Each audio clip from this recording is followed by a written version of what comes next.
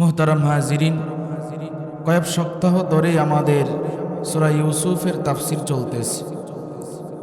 কোরআনের মধ্যে 500 ঘটনা আছে, এর মধ্যে কোনো ঘটনাই পূর্ণাঙ্গ নেই। শুধু সূরা ইউসুফ যে আল্লাহ তাআলা নাজিল করেছেন, এখানে পয়গম্বর ইউসুফ আলাইহিস সালাতু ওয়াস সালামের পূর্ণাঙ্গ জীবনী তুলে ধরেছেন। সুবহানাল্লাহ। আমাদের আলোচনা চলতেছে ধারাবাহিক। এখান থেকে আমাদের জীবনের সমস্ত কিছুর শিক্ষা পাওয়া যায়। একটা মানুষ তার জীবনকে সে সেভাবেই গড়তে পারবে যেভাবে কোরআনে বলা আছে। কথা ঠিক কিনা বলেন? আল্লাহ তাআলা এই জন্য সূরা ইউসুফ নাজিল করছেন যেন প্রত্যেকটা মানুষের জন্য শিক্ষা হয়। নবীজিকে আল্লাহ তাআলা বলছেন, পয়গম্বর এই ব্যাপারে আপনিও জানতেন না, এই জন্য আমি জানাচ্ছি, যেন যারা না জানে এই সূরা ইউসুফ থেকে তারা জানতে পারে। সুবহানাল্লাহ।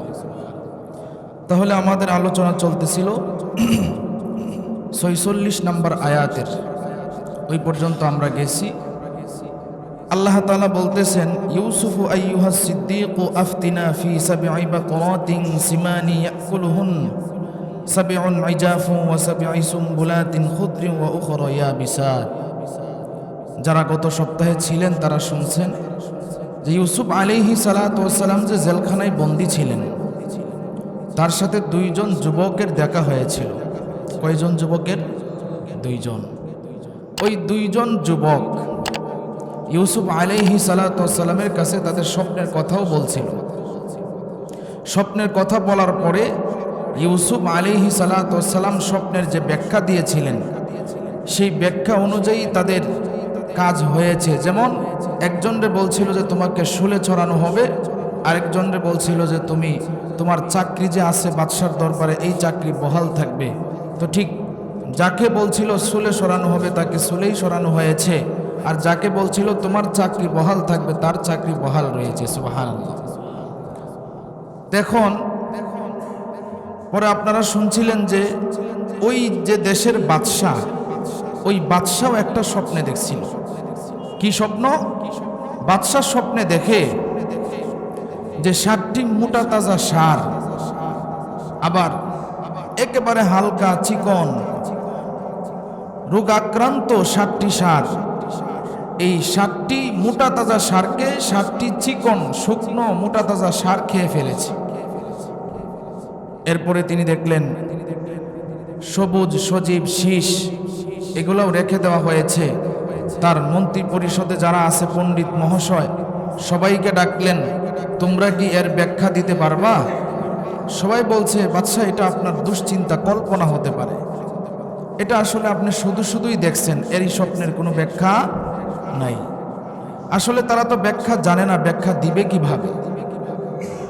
ইউসুফ আলাইহিস সালাতু ওয়াস সালাম যে স্বপ্নের ব্যাখ্যা দিয়েছিলেন, যেই 2 যুবকের, এই 2 যুবক ইউসুফ আলাইহিস সালাতু ওয়াস সালাম বলছিলেন, শোনো, তোমরা গিয়া তোমাদের মালিককে আমার কথা বলবা, আমি যে জেলখানায় আছি আমার অবস্থাটা তাদের কাছে তুলে ধরবা। কিন্তু তারা বলে নাই। তখন বাদশাহ যখন মানুষের কাছে বলল যে এমন কেউ কি আছে যে আমার স্বপ্নের ব্যাখ্যাটা দিতে পারবে? এমন কেউ আছে? তখন ওই যেই লোকটা জেলখানায় ছিল তার স্বপ্নের ব্যাখ্যা দিছে, তার স্বপ্নের ব্যাখ্যা অনুযায়ী তার চাকরিটাও এখন বহাল আছে। ওই লোকটা বাদশাকে বলল, বাদশাহ মহোদয়, আমরা যখন জেলখানায় ছিলাম তখন আমাদের এই কাহিনী ঘটছে, এবং সে খুব জ্ঞানী এবং সৎ, এবং জেলখানায় অনেকই তার ভক্তবৃন্দ হয়ে গিয়েছে। এরপরে বলল, ঠিক আছে, তাহলে তুমি তার কাছে যাও, কয়েকজন লোক নিয়ে গিয়া বলবা সে যেন আমার স্বপ্নের ব্যাখ্যাটা দেয়। ইউসুফ আলাইহিস সালাতু ওয়াস সালামের কাছে বাদশার দরবারের লোকগুলা চলে গেল। ইউসুফ আলাইহিস সালাতু ওয়াস সালামকে বলল, ও ইউসুফ, আমাদের দেশের বাদশা মহোদয় এই স্বপ্ন দেখছে, 7টা মোটা তাজা ষাঁড় গরু আর চিকন শুকনো 7টা মোটা তাজা ষাঁড় গরু, এই চিকন ষাঁড়গুলো মোটা তাজা ষাঁড়গুলোকে খেয়ে ফেলেছে। সবুজ শ্যামল শীষ রেখেও দেওয়া হয়েছে। এইগুলার অর্থ কি বাদশা জানতে চায়। এবার ইউসুফ আলাইহিস সালাতু ওয়াস সালাম বলে, এর অর্থ আমি তোমাদেরকে বলে দিব, যেহেতু বাদশাহ মহোদয় এই স্বপ্ন দেখেছে, অবশ্যই এই স্বপ্নের একটা অর্থ আছে। সুবহানাল্লাহ। কারণ কিছু কিছু স্বপ্ন আছে যেই স্বপ্নগুলো আল্লাহ তাআলা সবাইকে দেখান না, কথা ঠিক কিনা বলেন? আল্লাহ তাআলা কিছু কিছু মানুষকে স্পেশাল কিছু স্বপ্ন দেখান। স্বপ্ন তিন প্রকার, আমি আগেও বলেছিলাম আপনাদেরকে। আল্লাহর পক্ষ থেকে বান্দাদেরকে স্বপ্ন দেখানো হয়। যেমন ইমাম মালিক রাহমাতুল্লাহি আলাইহি নবীর অনেক পাগল ছিলেন, তিনার মনের ভিতরে বড় আশা ছিল, ওগো পয়গম্বর, আপনি যেখানে শুয়ে আছেন আমার কবরটাও যদি এই জায়গায় হইতো। তার মনের ভিতরে আশা আকাঙ্ক্ষা, 70 বছর পর্যন্ত সে জুতা পায়ে দিয়ে মদিনায় হাঁটে নাই। সুবহানাল্লাহ। যারা মক্কা মদিনায় গিয়েছেন দেখছেন কি পরিমাণ গরম, পা দেওয়া যায় না জুতা স্যান্ডেল ছাড়া। ইমাম মালিক রহমাতুল্লাহি আলাইহি একদিন নয়, 2 দিন নয়, 70 বছর পর্যন্ত স্যান্ডেল তিনি পায়ে দেয় নাই। এই জমিনের মধ্যে নবীজি শুয়ে আছে। কত বড় নবীর আশিক ছিলেন চিন্তা করে দেখেন। ওই ইমাম মালিক রহমাতুল্লাহি আলাইহি দেখে কত মানুষ হজ করতে যায় মক্কায়, কিন্তু তিনি তো জানে না তার মরণটা কখন হবে। এই মরণ কখন হবে আল্লাহ ব্যতীত একমাত্র কেউ জানে না, কথা ঠিক কিনা বলেন? জানেন কার মরণ কখন হবে? ইমাম মালিক এই চিন্তায় এবার তিনি পেরেশান হয়ে গেলেন। রাত্রিবেলায় ঘুমাইলেন, ঘুমের ঘরে স্বপ্নে দেখে নবীজি আইসা পড়ছে। সুবহানাল্লাহ। নবীরা ডাক দিয়া কয়, পয়গম্বর, আপনার ভালোবাসা মহব্বত অন্তরে অনেক বেশি, আমার মনে বড় আশা আমি যেন এই মদিনার মধ্যে আমার কবরটা হয় মরার পরে। ওগো পয়গম্বর, আমি তাহলে এখন কিভাবে মক্কায় যাব? হজ করতে মনটাই বড় ইচ্ছা করতেছি, আমি তো জানি না আমার হায়াত কতদিন আছে। ওগো পয়গম্বর, আপনি যদি আমার একটু বলিয়া দেন। এবার নবী কিচ্ছু বলে নাই, 5টা আঙ্গুল এরকম দেখায় দিয়েছি। নবী যে এবার স্বপ্ন দেখে চলে গিয়েছি। ইমাম মালিক রাহমাতুল্লাহি আলাইহি এবার চিন্তা করলেন, হায় হায়, নবী তো আমারে পুরাপুরি বলে দেয় নাই, শুধু 5টা আঙ্গুল দেখাইছি। এখন আমার হায়াত কি 5 দিন নাকি 5 মিনিট নাকি 5 ঘন্টা নাকি 5 সপ্তাহ নাকি 5 মাস নাকি 5 বছর, এটা আমি কিভাবে বুঝবো? ওই জামানার একজন স্বপ্নের ব্যাখ্যাকারী ছিল, যার নাম আল্লামা ইবনে শিরিন রহমাতুল্লাহি আলাইহি। তিনার কাছে যখন গেলেন তার খাদেম রে পাঠাইলেন, এই খাদেম যাও ইবনে শিরিনের কাছে চলে যাও, কি আমার স্বপ্নের কথাটা ইবনে শিরিনকে জানায়া দাও। ইবনে শিরিনের কাছে যখন বললেন, অমুক একজন ব্যক্তি স্বপ্নটা দেখছি, বলে ব্যক্তিটা কে তার নাম উল্লেখ করো, আর না হয় আমি স্বপ্নের ব্যাখ্যা দিব না, কারণ এই স্বপ্ন জেনতেন মানুষ দেখতে পারে না, একজন মানুষই আছে যে এই স্বপ্ন দেখতে পারে। সুবহানাল্লাহ। খাদেমেরা ডাক দিয়া কয়, হুজুর এই স্বপ্ন দেখছে ইমাম মালিক রাহমাতুল্লাহি আলাইহি। কয় তাহলে ঠিক আছে। সুবহানাল্লাহ কইতেন। তাহলে সব স্বপ্ন সবাই দেখে না। ইউসুফ আলাইহিস সালাতু ওয়াস সালাম জিজ্ঞাসা করলেন, বাদশা যেহেতু স্বপ্ন দেখছে তাহলে ঠিক আছে, এই স্বপ্নের ব্যাখ্যা হলো তোমরা 7 বছর তোমাদের ফসলাদি ভরপুরভাবে করবা, 7 বছর ভরপুরভাবে ফসলাদি করবা। ফসলাদি করার পরে তোমাদের খাবারের ব্যতীত যে ফসল থাকবে এটা সংরক্ষণ করে রেখে দিবা। কারণটা কি? কারণটা হলো এর পরের যে 7 বছর আসবে তোমাদের কঠিন বিপদ আসতেছে সামনে, কঠিন বিপদ আসবে 7 বছর। এরপরে 1 বছর এমন অবস্থা হবে প্রচুর বৃষ্টি হবে, আঙ্গুরের রস নিংড়াবে। ইউসুফ আলাইহিস সালাতু ওয়াস সালাম এই ব্যাখ্যা যখন দিলেন, এবার ওই বাদশার দরবার থেকে যে লোকগুলা গেল, ওই লোকগুলা এবার আইসা বাদশার কাছে এই খবরটা পৌঁছাইল, ও বাদশা মহোদয়, ইউসুফ আলাইহিস সালাতু ওয়াস সালাম জেলখানার যিনি কয়েদি তিনি আমাদেরকেই ব্যাখ্যা দিয়েছেন। বাদশাহ এবার ডাক দিয়ে কয়, আমার মন্ত্রী পরিষদে কত লোক রাখলাম, একটা লোকেও তো স্বপ্নের ব্যাখ্যা দিতে পারে নাই।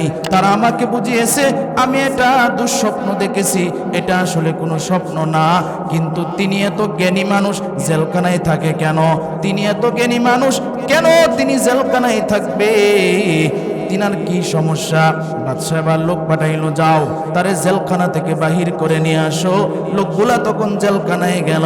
জেলখানায় যাওয়ার পরে ইউসুফ আলাইহিস সালাতু ওয়াস সালাম বলল, শোনো, আমি যেই দাগ লাগায়া জেলখানার ভিতরে আসছি, এই দাগ পরিপূর্ণভাবে প্রমাণিত না হওয়া পর্যন্ত আমি জেলখানা থেকে বাহির হব না। সুবহানাল্লাহ। কই আমার যে মিথ্যা মামলায় জেলখানায় ঢুকাইছে, আগে এটা সমাধান করতে হবে। তোমরা বাদশার কাছে যাও, গিয়ে বলো যে ইউসুফ আলাইহিস সালাতু ওয়াস সালাম তো বলছে যে আপনি আগে প্রমাণ করতেন তিনি কি দোষী নাকি নির্দোষ। সুবহানাল্লাহ কইতেন না? দেখছেন না, বিনা দোষে আলেম ওলামাদেরকে জেলখানায় রাখছে, কিন্তু আলেম ওলামা ঠিকই বলছে যে আমরা নির্দোষ। কথা ঠিক কিনা বলেন? বিনা দোষে আলেম ওলামাদেরকে জেলখানায় রাখছে। আল্লামা সাইদি রাহমাতুল্লাহি আলাইহি, আল্লাহ ওনাকে জান্নাতের উচ্চ মাকাম দান করুক, সকলেই বলেন আমিন। তিনি তো সব সময় বলতেন, আল্লাহর কসমকে তিনি বলেছেন যে আল্লাহর কসম আমি রাজাকার নই, আমার গায়ের মধ্যে রাজাকারের কোনো কাদা মাটি পর্যন্ত লাগে নাই। অথচ বিনা দোষে তাকে জেলখানায় রাখতে রাখতে শেষ পর্যন্ত জেলখানায় তাকে হত্যা করা হয়েছে। বিচার তো হচ্ছে, হাসরের ময়দানেও তো হবে। কথা ঠিক কিনা বলেন? হাসরের ময়দানে কাউকেই ছাড় দেওয়া হবে না। যে জুলুম করবে তার শাস্তি হাসরের ময়দানে হবেই হবে। নবীজি বলেছেন, যদি কোনো মানুষ জুলুমকারী হয়, সেই মানুষ যতই শক্তিশালী থাক না কেন, তার কোনো শক্তি নাই, তার কোনো শক্তি নাই। আর যেই মানুষটা একেবারে দুর্বল কিন্তু সে মজলুম হয়, রসুল বলেন সেই মানুষটাই সবচাইতে শক্তিশালী। জুড়ে বলেন সুবহানাল্লাহ। রসুলের কথা, যেই মানুষটা মজলুম হবে, দুর্বল, সেই মানুষটা শক্তিশালী হবে। এজন্য জুলুমকারী কেউ হবেন না, মানুষকে জুলুম অত্যাচার করবেন না, বিনা দোষে মানুষকে কষ্ট দিবেন না। এটা যদি আপনি করেন তাহলে আল্লাহর কাছে এমন বিচার আপনার হবে, তখন আর রেহাই পাওয়ার মতো কোনো ক্ষমতা হবে না। ইউসুফ আলাইহিস সালাতু ওয়াস সালাম বললেন যে আমি কেন, আমাকে আগে নির্দোষ প্রমাণ করতে হবে, নির্দোষ প্রমাণ করবে, এরপরে আমি জেলখানা থেকে বাহির হব। এবার বাদশাহ তো মুহূর্ষ অবস্থায় ছিল, আপনারা যারা ছিলেন সব জমায় শুনছেন আলোচনা। ওই দেশের বাদশাহ মারা গেছে, এখন তার ছেলে হচ্ছে বাদশার জায়গায় দায়িত্বরত অবস্থায় আছে। এখন বাদশার ছেলে কি করছে, ইউসুফ আলাইহিস সালাতু ওয়াস সালাম বলে দিয়েছে যে যেই সমস্ত এমপি মন্ত্রীর বড় লোকদের বিবিদেরকে রাজপ্রাসাদে আনা হয়েছিল তাদের আঙ্গুলগুলো একটু চেক দেন। সুবহানাল্লাহ। তাহলে সব রহস্য উদ্ঘাটন হয়ে যাবে, তাদের আঙ্গুলগুলো চেক দেন। তখন ওই বাদশার ছেলে, সে এখন বাদশাহ, সে কি করলো, ঠিক আছে অমুক অমুক মহিলাদেরকে এই জায়গায় আনা হোক আর সকলের হাতগুলো চেক দেওয়া হোক। আপনারা শুনেছিলেন যে জুলেখা এমপি মন্ত্রী বড় বড় লোকের বিবিদেরকে আইনা একটা করে ফল দিছিল, একটা করে ছুরি দিছিল হাতে, মনে আসেনি আপনাদের? এই যে ছুরি এবং ফল দিছিল, পরে ইউসুফ আলাইহিস সালাতু ওয়াস সালামকে যে সামনে দিয়ে নেওয়া হয়েছিল, তখন বলা হয়েছিল যে তোমরা ফল কাটো। তারা ফল আর কাটে নাই, তারা নিজের হাত কাইটা ফেলছে। এখন ইউসুফ আলাইহিস সালাম বলছেন যে ওই মহিলাদেরকে চেক দেওয়া হোক, তাহলেই সব কিছু বাহির হবে আমি দোষী নাকি নির্দোষ। সুবহানাল্লাহ। কারণ তিনি তো আল্লাহর পয়গম্বর, তিনি তো যে দোষ নিয়ে জেলখানায় গেছে, এই দোষ নির্দোষ হওয়া পর্যন্ত তিনি জেলখানা থেকে বাহির হবেন না। এটারও কারণ আছে, সামনে আয়াতে আল্লাহ তাআলা এটার আলোচনাও করছেন কেন তিনি এই কথা বললেন। এরপরে ইউসুফ আলাইহিস সালাতু ওয়াস সালাম তিনি বইলা দিলেন, আর ওই বাদশা কি করলেন, ওই সমস্ত মহিলাদেরকে আইনা চেক দেওয়া শুরু করলেন। তো চেক দিতে দিতে দেখে কয়েকটা মহিলার এরকম হাতের আঙ্গুল কাটা। মহিলাদেরকে ডাক দিয়ে কয়, কি ব্যাপার, তোমাদের হাতের আঙ্গুল কাটা কেন? এখন তো সত্য কথা বলা ছাড়া মিথ্যা কথা বলার উপায় নাই। এবার ডাক দিয়ে কয় জুলেখা আমাদেরকে দাওয়াত দিয়েছিল। দাওয়াত দেওয়ার পর ইউসুফ তো কিচ্ছু জানে না, ইউসুফরে আমাদের সামনে দিয়ে নিয়েছিল। কিন্তু ইউসুফের চেহারা এত সুন্দর, ইউসুফরে দেখে আমরা পাগল পারা হয়ে গিয়েছিলাম। আমরা ফল আর কাটি নাই, নিজের হাতের আঙ্গুলি কেটে ফেলেছি। এবার তো মহিলাদের থেকে কথা ফাঁস হয়ে গেছে। এবার জুলেখাও নিজের স্বীকারোক্তি দিছে। জুলেখা এবার ডাক দিয়া কয়, হ্যাঁ সত্যি আমি ইউসুফরে ফুসলাইছিলাম, আমি ইউসুফরে ফুসলাইছিলাম, কিন্তু ইউসুফের কোনো দোষ নাই। সুবহানাল্লাহ। আল্লাহ তাআলা সব কিছু থেকে হেফাজত করে, কথা ঠিক কিনা বলেন? হেফাজত করার মালিক আল্লাহ। আপনি যদি সৎ হন, আপনার ভিতরে যদি সততা থাকে, আপনার ভিতরের চরিত্রটা যদি ভালো থাকে রে ভাই, যত মানুষ আপনার চরিত্রের উপরে তাক লাগাইতে চাক, একদিন না একদিন এই সত্য উদ্ঘাটন হয়ে যাবে, কথা ঠিক কিনা? নিজে যদি সৎ হন, আল্লাহ তাআলা অবশ্যই আপনাকে সততা প্রমাণিত করবে ইনশাআল্লাহ। ইউসুফ আলাইহিস সালাতু ওয়াস সালাম নির্দোষ প্রমাণ হলেন।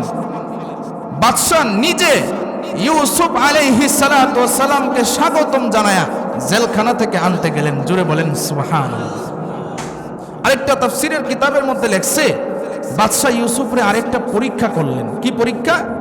যে বাদশা দেখলেন ইউসুফ তো সে কেমন শিক্ষিত, যে সে এত জ্ঞানী হয়েছে কিভাবে জেলখানায় থাইকা, আবার ছোটবেলা থেকে জুলেখার ঘরে থাকছে, তাহলে এত জ্ঞানী কিভাবে হইল? তার স্বপ্নের ব্যাখ্যা জিজ্ঞাসা করলে সে বইলা দেয় কারণটা কি, কিভাবে সে এত জ্ঞানী হইল। বাদশা রাইয়ান তাকে এবার প্রশ্ন করলো। তা সে ৭২টা ভাষা জানতো। কয়টা ভাষা? ৭২টা ভাষা। কোন কোন বর্ণনায় আছে ৬২টা ভাষা জানতো ওই বাদশা।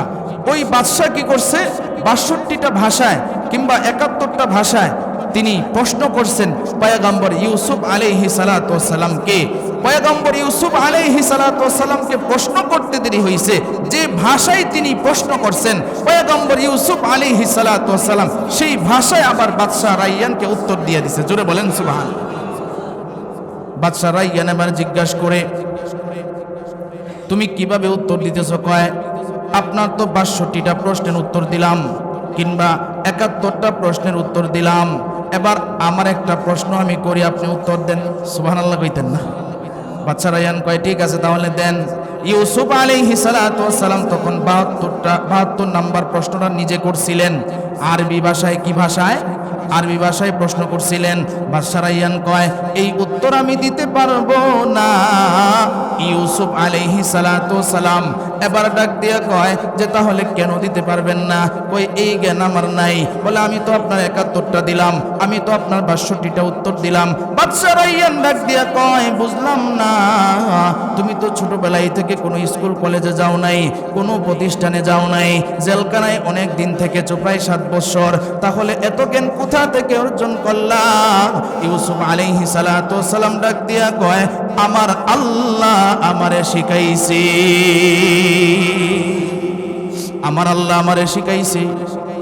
ওই বাদশার যে বাপ ছিল সেও তো বাদশা, সেও এক আল্লাহ বিশ্বাসী ছিল। বাদশা যখন এই কথা শুনছে, আমার আল্লাহ আমারে শিখাইছে, বাদশাও কি করছে, তার এই কথার মধ্যে এমন একটা মাধুর্যতা ছিল, এই কথার মধ্যে তার মনটা লুলে গিয়েছে। এবার বাদশা ডাক দিয়া কয়, ও ইউসুফ, তাহলে তুমি আমার একটু সহযোগিতা করো।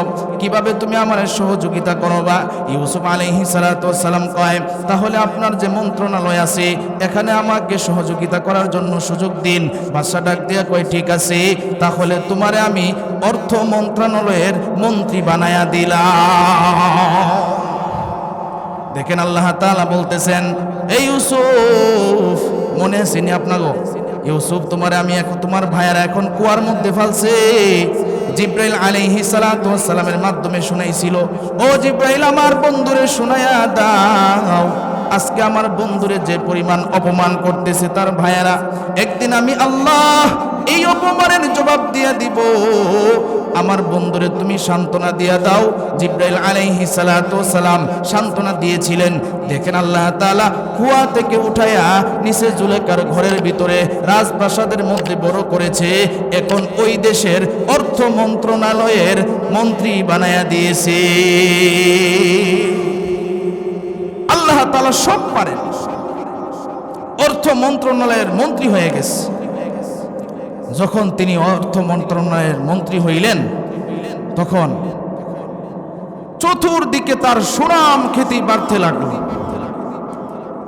এই দেশের অর্থ এমনভাবে উন্নত হইতে লাগলো যে সব এলাকায় শুধু এটার সুনাম যে ওই দেশের অর্থ মন্ত্রণালয়ের যিনি দায়িত্বে আছেন তিনি খুব সুন্দর পরিচালনা করতেছেন। আর বাদশার যে ছেলে আছে ওই ছেলেও পয়গম্বর ইউসুফ আলাইহিস সালাতু ওয়াস সালামের হাতে হাত রেখে কালিমা পড়ে মুসলমান হয়ে গেছে। সুবহানাল্লাহ। এখন ইউসুফ আলাইহিস সালাতু ওয়াস সালাম হলেন নবী। এখন যে বাদশার ছেলে ছিল বাদশাহ, সে যেহেতু তার হাতে কালিমা পড়েছে, এখন সে তো উম্মত হয়ে গেছে। এখন সব ক্ষমতা তো ইউসুফ আলাইহিস সালাতু ওয়াস সালামের হাতে। কথা ঠিক কিনা বলেন? ইউসুফ আলাইহিস সালাতু ওয়াস সালাম যেভাবেই বলে সেভাবেই দেশ এখন পরিচালনা হচ্ছে। এক পর্যায়ে দেশের মধ্যে দুর্ভিক্ষ লেগে গেল। এমন অবস্থায় দুর্ভিক্ষ যে মানুষের খাবার নাই, এমন অবস্থা। এখন তার যে 10 ভাই ছিল, মনে আসেনি আপনাদের? ইউসুফ আলাইহিস সালাতু ওয়াস সালামের যে 10 ভাই ছিল, ওই এলাকার মধ্যে দুর্ভিক্ষ লাগছে। কারণ শুনেন, দুর্ভিক্ষ কেন লাগে? মুফাসসিরিনে কেরাম বলেছেন দুর্ভিক্ষ লাগার কিছু কারণ আছে। কারণটা হচ্ছে আল্লাহ তাআলা যদি কোনো মানুষের প্রতি বেজার হয় তাহলে ওই জায়গার মধ্যে আল্লাহ দুর্ভিক্ষ দেয়।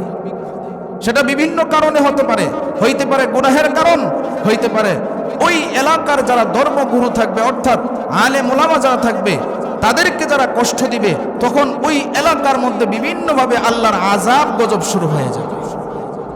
আল্লাহ তাআলা বলছেন, আল্লাহ কোরআনে বলছেন, যাহারুল ফাসাদু ফিল বাররি ওয়াল বাহরি বিমা কাসাবাত আইদিন নাস। বান্দা, তোমরা যা করো সব কিন্তু তোমাদের নিজের হাতের কামাই। কথা ঠিক কিনা বলেন? আমরা যা করি আমাদের সব নিজের হাতের কামাই। আজকে আমরা মুসলমান, আমরা কয়জন এরকম 5 ওয়াক্ত নামাজ সঠিকভাবে আদায় করি বলেন? কয়জন আমরা সঠিকভাবে নিজের পরিচালনা করি? আল্লাহর কাছে কি জবাব দিব আমরা? অথচ যারা আল্লাহর ওলি ছিল তারা কি পরিমাণ ভয় করে আল্লাহরে চলত, কিন্তু আমাদের ভিতরে ওই ভয় নাই। এখন আমরা নামাজ পড়ি না, অথচ নামাজের কথা বললে বলে, হুজুর আমার তো ব্যবসার ব্যস্ততায় আমি নামাজ পড়তে পারি না। আছে না নাই? হুজুর আমার অমুক ব্যস্ততা তমুক ব্যস্ততা। আরে ভাই, তুমি যদি এখন দুনিয়া থেকে বিদায় হও তোমার সব ব্যস্ততাই তো শেষ। কথা ঠিক না বেঠিক? তুমি বলবা যে আমার পরিবারের জন্য সব করতেছি। আরে ভাই, তুমি মারা গেলে তোমার পরিবার তো আগের মতোই খাওয়া দাওয়া করবে, তুমি মারা গেলে তোমার পরিবার আগের মতোই সবকিছু করবে, কিন্তু তুমি তো কবরে চইলা গেলা। কবরে যাওয়ার পরে তোমার হিসাবটা কি হবে? আল্লাহর কাছে কি হিসাব দিবে একটু চিন্তা করছো? এই জন্য ভাই, নিজেকে একটু বদলানোর চেষ্টা করেন, নিজেকে একটু পরিবর্তন করার চেষ্টা করেন। আমরা এখানে যারাই আসি, অনেক সময় আমরা মনে করি আলেম ওলামা যখন বক্তব্য দেয়, আলোচনা করে, যেমন গতকালকে নেত্রকোনা প্রোগ্রাম ছিল দুর্গাপুরে, প্রায় ইন্ডিয়ার কাছাকাছি, পাহাড় দেখা যায় ওই জায়গা থেকে। আসার সময় এত পরিমাণ কুয়াশা, খুব কষ্ট হয়েছে আসছে, গাড়ির এক হাত সামনেও দেখা যায় না, এমন অবস্থা। ড্রাইভার কি করছে, কাঁচ খুইলা এরপরে কাঁচের বাহিরে মুখ দিয়ে এরপরে গাড়ি চালাইছে, এত পরিমাণ কুয়াশা।